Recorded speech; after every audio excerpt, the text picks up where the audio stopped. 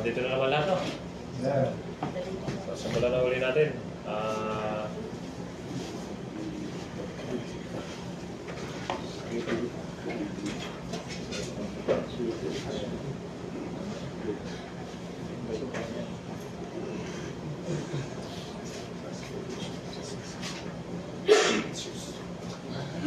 Okay, next topic natin mga kasama ay yung ating hazard identification, risk, and control. O kung tawagin natin sa shortcut ay yung HIRAC. No? So dito, yung mga bawat process, ano ba, yung mga activity, ginagawa natin ng control kapag meron tayong nakita o na-identify ng mga hazard, lalong-lalo na doon sa mga working area na napakadelikado magtrabaho. So, session objective, at the end of the session, the participant will be able to perform risk assessment, evaluation, and recommend appropriate control measures. So, what is the risk assessment? Ang risk assessment is a term used to describe the overall process or method where you identify the hazard, analyze and evaluate the risk, and determine the appropriate ways to eliminate the hazard and control. No? So, ibig sabihin ito, kung mayroon tayong mga process, halimbawa, magkakandak tayo ng welding activity ng hotwork, o kaya mag-layout tayo, akit tayo sa mga matataas na lugar. No? So, dapat na-identify natin kung ano ba yung mga hazard na gagawin ng ating mga workers o kung sino man yung involved dito sa activity na ito. So ito yung tatlo na kailangan natin matandaan palagi. Identify, analyze, tapos ano na appropriate, control. Ano ba yung mga nararapat doon? So why is risk assessment important? No. So create awareness of hazard and risk. Yung hazard and risk ay magkaiba. No. So kapag sinabing hazard, ito yung delikado. For example, nakikita niyo sa picture, nakikita niyo hazard yan. So, overload. No. Maraming nakasakay doon sa motorsiklo. Posibleng matumba yung motor, o mawala ng balance, o maaari silang mabangga kasi wala na sa tamang yung driver, hindi na siya komportable sa ano. So yung risk, yung posibleng, posibleng mangyari sa kanila. So magkakaroon sila ng injury, siyempre. Wala pa mga helmet. No? So ganun yung mangyari. Identify may be at risk. So sino ba ang posibleng na-aksidente? For example, dun sa trabaho, siyempre yung mga empleyado. Kahit yung mga visitor, pwede rin silang ma-aksidente. Contractor, yan yung public. Determine whether a control program is required for a particular hazard. Determine if existing control measures are adequate or should be done.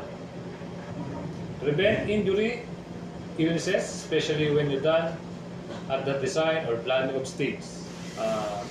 Prioritize yung hazard and control measures, meet the legal requirements where applicable. No? So may mga legal requirements din na nire-require. Ano nga ba yung goal ng risk assessment? The goal is try to answer the following question. What can happen and under what circumstances? What are the possible consequences? How likely and severe are possible consequences to occur? Is the risk controlled effectively or is further action is required? No. So yung next picture, titingnan natin. No? Pag-aralan natin mabuti. Yan. Nakakatawa na. So focus muna tayo dito sa unang picture. Yung naka-white na worker. No? Nagkakating siya ng kahoy. Tapos yan. So, tingnan niyo muna ito. Huwag mo kayong focus dito ha. Ito. So, anong kulang niya? Palagay niyo. Yun, tama. Walang safety sa mata, no? Tapos ano pa? shield, walang face shield. Walang table. Hawak na, kailangan lang sa table. Ngayon, gumawa siya ng control. Doon sa pangalawang picture. Sa palagay nyo, sapat na ba yung ginawa niyang control doon sa nauna?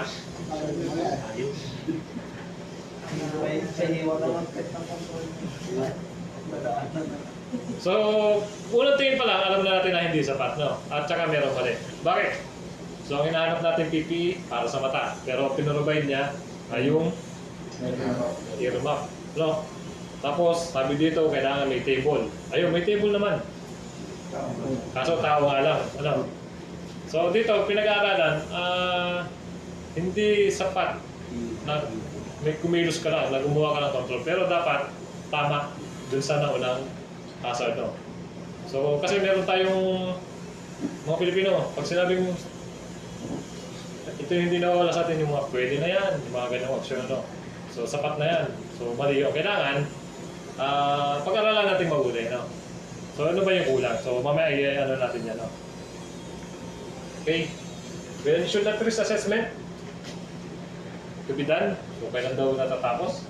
Before new classes or activity are introduced, before change are introduced to existing processes or activities including when products, machinery, tools, equipment, change or new information concerning the harm becomes available.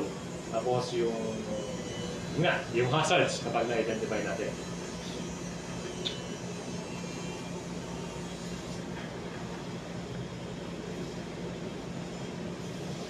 How are these assessments are carried out? List of work. Identify the hazards. Estimate the risk. Evaluate, record your findings, and review your findings. No. List of work, kailangan alam natin yung mga, ano ba yung mga numbers naka-include. Diba? Sino yung tao, ano ba yung list of work ng activity, no? Nakalagay dyan. Tapos, kapag alam na natin yung mga identification, identify naman natin yung hazard. So, tulad nung kanina, nakita nyo sa picture, so, unang tingin nyo pa lang, na-identify nyo na agad na yung hazard nun. Posibleng yung tao, sa mata, kasi nga walang face shield, tapos yung niya, hindi stable, yung pagputol niya ng kahoy kasi walang table, no? So, ginagawa natin ang control. Ini-evaluate natin. Tapos i-record natin ano ba yung mga findings, no? Kailangan kumpleto yung findings na makikita natin. Pag kulang, ganun talaga mangyari. Parang yung nangyari doon sa second picture, no? Hindi natin na-assess na maayos. Tapos yun na, i-review natin kung ano ba yung findings. Yung findings na yun yung gagawa natin ng controls. Okay, list of work. Yan na. Location, people, equipment, activities. So, hazard identification. Process of finding and identifying. Hazard agent, situation, product. So, yan yung mga example that could contribute to provoking an occupational accident and disease. And then yung the group of workers potentially exposed to these hazards. No? So, yun yung mga process findings and identifying. Yung mga pwede natin ma-identify kapag nag-ano tayo ng mga hazard. Risk assessment must be carry out before people start recovering hazard risk factors related to. So, saan daw magmumula? For example, sa equipment, workplace layout, machine, hand tools, software, and hardware tables and chairs. Raw materials, meron din. Dangerous substance, heavy loads, sharp object, warm object. Sa environment, nandiyan yung light, noise, climate, vibration, air quality, or dust. No? So marami tayong makukuha na hazard o risk dyan. Organization, nandiyan yung task, ano ng trabaho. Working hours, break, shift system, training, communication, teamwork, contact with visitors, social support, or autonomy. Then, in human, lack of physical or mental capacity. Pag inaantok tayo, hindi tayo kondisyon sa trabaho. Lack of knowledge, kulang tayo sa kaalaman, tapos ginawa natin yung trabaho, no? So possible, meron tayong problema. No, magkakameron tayo ng hazard identification na. Ma-identify na agad natin. And lack of right attitude or behavior. Yan, doon papasok yung mga unsafe act. No? So, yun yung magiging ano natin. So, categories of hazard. Safety hazard, something that has potential to cause injury. Poor housekeeping hazard. No, so, na-discuss kanina ni Sir Doms yung mga poor housekeeping, lalo na sa mga area, sa mga publication area, kahit doon sa site. No, may makikita tayo doon na poor housekeeping na hindi nalilinis. Fire hazards, so yan, lalo na yung mga area na maraming combustible material na mabilis masunog. Tapos yung katabing area, merong nag-hot works, no? So possible, meron tayo ng fire hazard dyan. Machine hazards, ito, pagkaliwitan nakikita natin sa mga factory, mga manufacturing area, no? O kaya yung mga machine na malalaki na nasa ibang establishment. Material handling hazards, so tulad ng diniscuss kanina, and electrical hazards. No?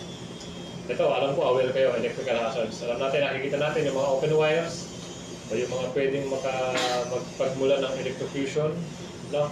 So, kailangan i-insulate natin na maayos. Then, health hazard, meron din. Nakikita rin niya sa pag-identify ng mga risk assessment control, no?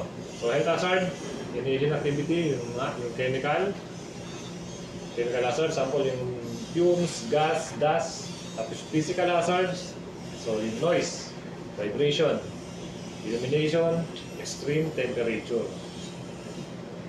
Biological hazard, ano yung bacteria, viruses, fungi, and insect, parasites, plants, animals.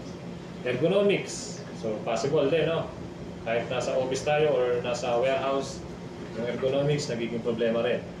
Kasi minsan malabo yung ilaw, mali yung posisyon ng pagbuhat natin, o mali yung pag-upo natin, no? So dyan papasok yung ergonomics. So yun nga, how are the hazard identified? Paano natin nakikita yung hazard? No?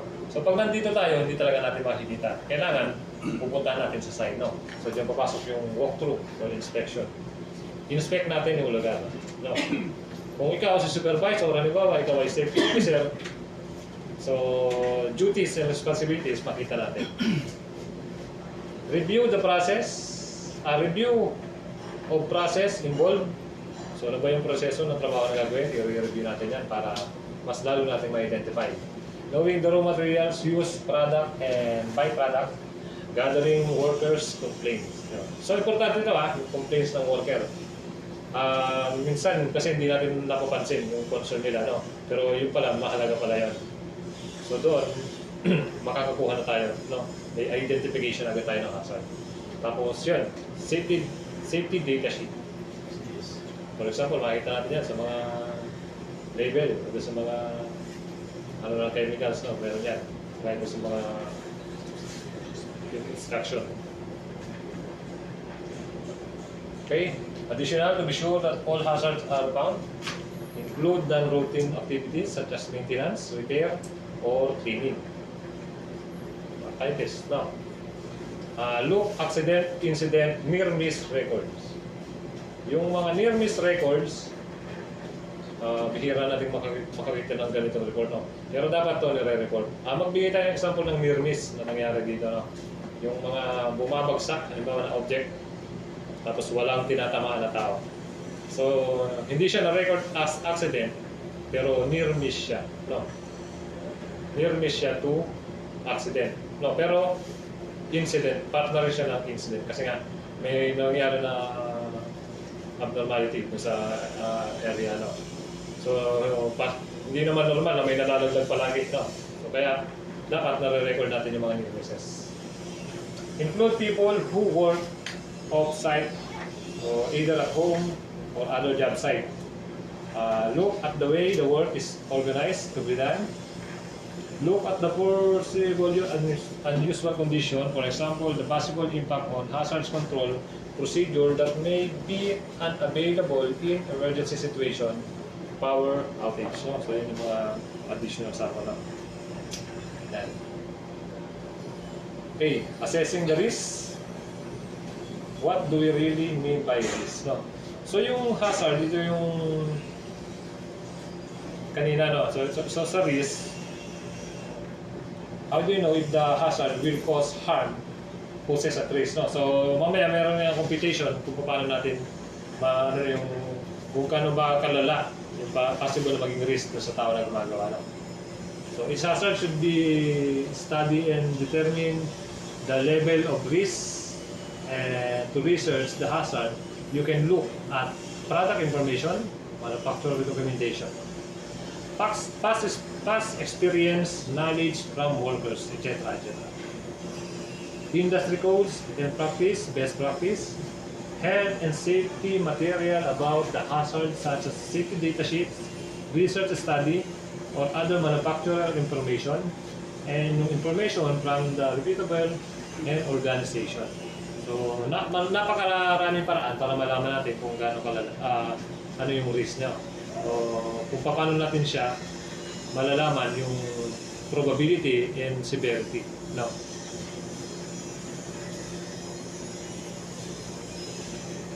Its hazard should be studied to determine the level of risk to research and hazard you can look at continue. No? So, mamaya i-ano natin, no?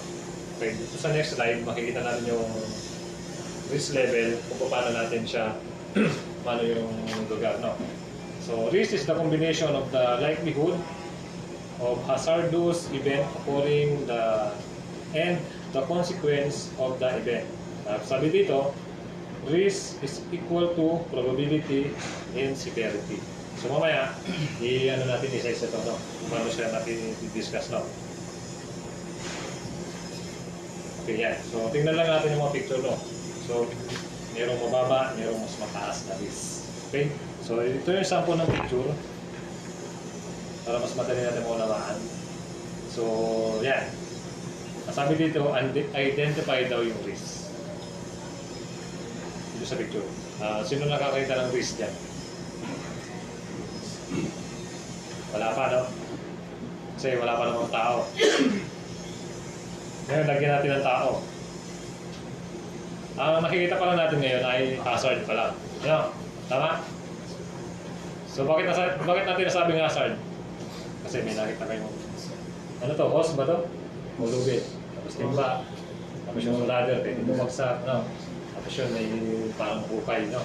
So, hazard pa lang. Yan, gulayan natin para mas madali makita. So, identify the risk. What are the hazard? Who? Sabi, who? Sino? Pero wala pa naman tao, di ba? Tapos, how might be? So, paano magkakameron ng hazard sa lugar na yun? Okay, estimate the risk. You need to consider the two things. How likely is that something could go wrong? How serious would be the outcome be? O yan, may tao na. So, likelihood na, no? So, iniisip ng tao, mahuhulog siya doon sa hagdan. So, yun yung isang hazard natin. No? Possible na mahulog siya sa hagdan. Pero doon sa likelihood, meron tayong low, medium, at high. Yung unang hagdan, makikita nyo, medyo maayos naman. Ito, may medium high siya. Medium risk kasi merong sira yung base niya. No? Tapos meron high na sira-sira na yung kanyang bawat step, no? So, ibig sabihin, si tao, pag ginamit niya ito, mas high yung ano niya, yung probability, no? Na ma-aksidente. Then, consequence, yun na. So, pipiliin niya yung, siyempre, yung maayos na hagdan. Pero, hindi pa pinili niya to, safe na siya. Di ba? So, yan. Mag-i-increase pa rin yung consequence. So, 1, 2, 3, 4, mas mataas yung risk na mahulog siya dito kasi nasa taas na siya. Dito, mababa pa lang. And doon sa mas matindi. Kasi nga, nasa higher na siya. No? Okay? So, pag-increase ng likelihood at pag-increase ng consequence, mas malala yung possible na mangyari. No? So, kung pinili niya itong hagdan na to at umakit siya ng mataas, mas mataas yung risk level.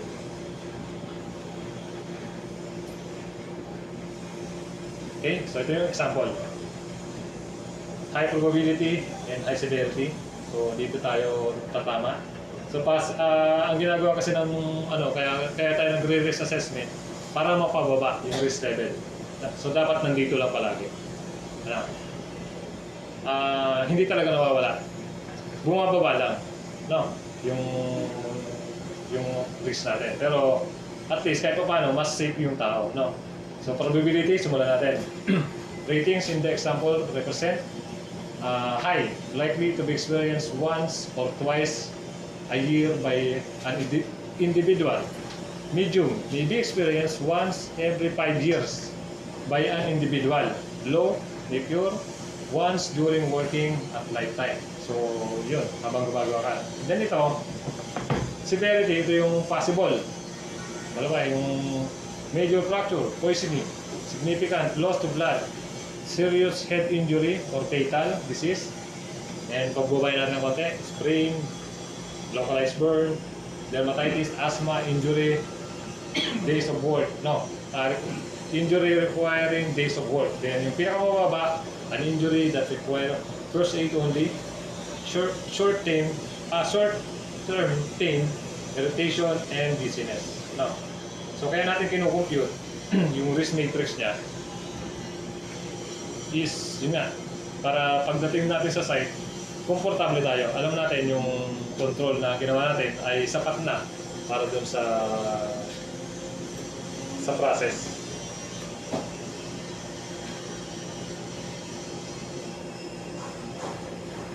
So minsan nilalagyan nila ng color coding na para ano. Pero ito nakadepende naman kung paano mo kinukompute yung risk level niya.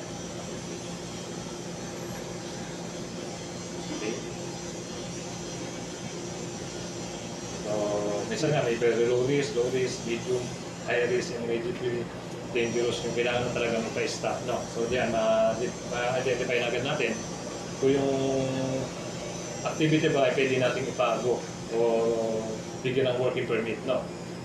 So kailangan may assessment. Okay, so controlling the risk, if you want to reduce the risk, you need to reduce the likelihood, reduce the consequence, and reduce both. No? So yun yung mga mahihirap gawin, yung pag-reduce ka. Kasi minsan, kulang tayo sa kagamitan, kulang tayo sa sapat na oras, no? Hindi natin nagagawa ng para. Pero na-identify natin. Kumbaga, ang kailangan lang niya, pag-usapan ng mabuti by process, operation, then safety department. So ano ba yung mga controls na dapat natin gawin. Okay? So mamaya, didiscuss natin yung mga control. So risk is equal to likelihood consequence. Therefore, if you want to reduce the risk, you need to look at reducing the likelihood of hazardous, reducing the consequence of the hazardous events, and reducing the both factors. So ito yung mga controls. So kanina nag-flash na to doon sa ulitin lang natin, no. So sa engineering controls, meron tayong elimination. So, for example, elimination. So, mismong yung hazard, i-remove natin. Physically remove the hazard. Substitution, pwede rin. Replace the hazard. O yung others, meron tayong ventilation, modification, isolation, containment. No. Next, kung hindi ito sapat, no, pwede pa tayo magdagdag, administrative control. For example, yung necessary issuance, work scheduling, training, emergency preparedness. So yun. And then yung mga side events, kailangan din yun. Then yung ating tinatawag na last line of defense, itong PPE. No. So kung titingnan nyo, mas malaki dito sa engineering control. Kasi dito tayo talaga unang-una magpo-focus. No. So ngayon, ay papaliwanag natin na mabuti kung paano natin gagawin yung mga control. No.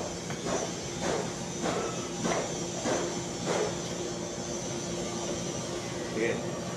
Bigay tayo ng example. No. Kunwari si pare, ano pangalan? Marlon. Yun. Si Marlon, nagtayo siya ng Manila Zoo. Business na siya, iwawa na siya, no? So, meron siyang tigre. Yan. Ano ba yung ang takeaway? Manipin. Oo, may ngipin. Lagyan natin ng buntot. Yan. Takeaway ba yan? Paano naging matindi mo na yan? So ngayon, ginagamit niya kasi kailangan yung may mga nag-invite siya ng mga tao. May mga tao participant na nagpapalit ng ticket para manood ng Tiger. Siyempre may palabas eh, di ba? Kaso yung Tiger, kailangan natin pakainin yan. So meron siyang worker. Ang worker niya di ba pwede maging worker? Ito. Jomar. Jomar. Boss. Bossing. Jomar yung magpapakain dito. Sa ano. So ano yung possible na hazard pag pinakain niya yan? Siya nakakainin. Ano? Ito si Jomar. Nandito sa harap. Patay ka dyan, yari ka dyan ngayon. So engineering control, elimination, physically remove the hazard. Pwede ba nating tanggalin ito? Hindi. Di ba hindi, no? Kasi yun yung business ni Sir Marlon. So bababa tayo, dun tayo sa substitution. Replace the hazard. Baltan daw natin ito lang pusa. So sa palagay mo, may manunod pa sa'yo pag pusa yung palabas. Diba, wala no? So hindi pa rin pumbra. Saan tayo pupunta ngayon? Others. Ventilation. Hindi pwede. Kasi ano, may lalagyan mong aircon o modification. Ito pwede pa siguro, no? Yan, yung mga modification. Kaya isolation. Isolate natin yung hazard. Kung kaya containment, provide tayo ng enclosure sa hazard, no? Yun yung mga posibleng mayari, no? So lagyan natin ang gulungan. Yan. Gulong natin yan. Tapos ito, bigyan natin ng mahabang stick. Ito lang yung taga-pagpumala, no? So safe na siya. Hindi na kakainin si Jomar. Hindi na siya yung magiging pakain doon sa Leo, no? Matagdagan pa natin. Administrative. So work scheduling. So pakainin mo daw siya pagtulog. Pwede ba yun? Hindi pwede. So training. Pwede mag-training. Kailangan may alam siya dun sa wild animals, no? Yan. Tapos emergency procedure, preparedness. In case of emergency, dapat alam niya yung gagawin. Ano? Diba? Nakawala sa kulungan. So kailangan na-train din siya, no? Oo.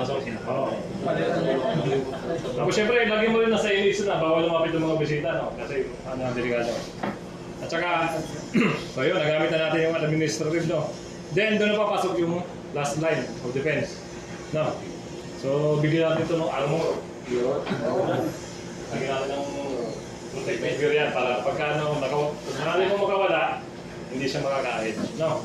So, ganun natin ina-assess yung risk assess, yung control, no? So, kumbaga, kung may business ka, kailangan alagaan mo yung mga empleyado mo. So, gagamitin natin ito, no? Kaya yung ibang company, nag-hire talaga sila ng mga marurunong dun sa mga controls, like mga safety officer, o kaya yung mga engineer, no? Alam nila yan. Okay? So, review tayo. What are the three major steps in HIRA? So yun yung kanina, yung identify, evaluate natin yung controls, yung hazard, tapos kontrolin natin. Tapos give the formula for calculating risk. Risk is equals to probability times severity. No, so yun, yung mga kanina, no? So yun na naman, clear points. So wala na tayo, last line na no? An evaluation of standard, ranking, the prioritizing hazard. There is no one simple or single way to determine the level of risk, and when conducting hazard identification, it may help to work as a team, include both pamilya. No? So yun. So sana mayroon tayong nakuha dun sa ating pagkano ng risk assessment. Okay, pupunta na tayo dun sa emergency preparedness. Ano ni Sir Charles?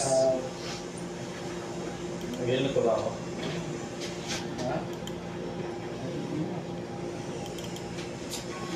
Yan, pakunti na.